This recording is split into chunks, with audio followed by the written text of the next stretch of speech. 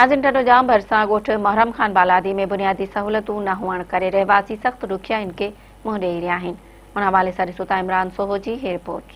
नाज़रीन, असीं मौजूद आहियूं टिंडो जाम वेझो ॻोठ महरम खान बालादी में, जेको 40 सालनि खां 50 सालनि खां ही क़ाइमु थियल आहे। हिते न गैस आहे, न बिजली आहे, न सेवरेज सिस्टम आहे। ॻोठाणनि जो चवणु आहे त असां 40-50 सालनि खां असांजा अबा ॾाॾा पाकिस्तान पीपल्स पार्टी खे वोट ॾींदा आया आहिनि ऐं हितां जो जेको मुंतखिब थियल MP MN हूंदो आहे उनखे कामयाबु कराईंदा आया आहिनि। पर अफ़सोस इहो आहे त इन्हनि खे हिते जेके बुनियादी सहूलतूं आहिनि उहे न आहिनि मिलियूं। जेका गैस आहे उहा हितां खां 0 पॉइंट ते मौजूदु आहे, पर अफ़सोस हिन ॻोठ खे नाहे मिली सघी।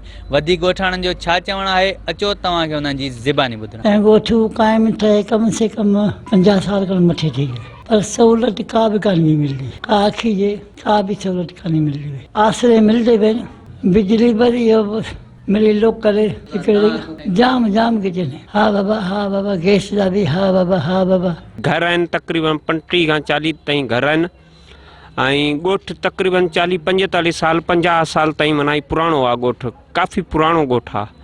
पर हिन में का बि बुनियादी सहूलियत कान ॾिनी वई आहे। न गटर लाइन आहे, न गैस लाइन आहे, न बिजली लाइन आहे। अहिड़ी का बि सहूलियत न की ड्यूटियूं वग़ैरह थियूं ॾिनियूं वञनि। असां माना कंहिं बि ॻाल्हि जो माना ध्यानु हिन पासे कोन्हनि को। भाई ॻोठ आहे, ॻोठ महरम अली बालादी जे नाले ते आहे। इन करे तक़रीबन हिनखे 40-50 साल थी चुका आहिनि, पर सहूलियत का बि असां वटि मौजूदु न आहे। ऐं गैस तक़रीबन रोड क्रास आहे, रोड 50 फुट ते मुसाफ़िले ते आहे, पर असांखे उनजी बि सहूलियत कान ॾिनी वई आहे। साईं यारनि जामोट साहिब खे बि असां दरख़्वास्त ॾिनियूं आहिनि, शर्जिल साहिब खे ॾिनियूं आहिनि बिजली जे लाइ, सभिनी लाइ ऐं CC ब्लॉक जे लाइ, ऐं पर का बि सहूलियत असांखे मुयसरु अञा नथी मिली। तमामु 50-60 साल जी एवरेज खां वठी हिते असां वटि का बि सहूलियत न आहे, न को बिजली न को गैस, का बि अहिड़ी असांखे सहूलियत न आहे।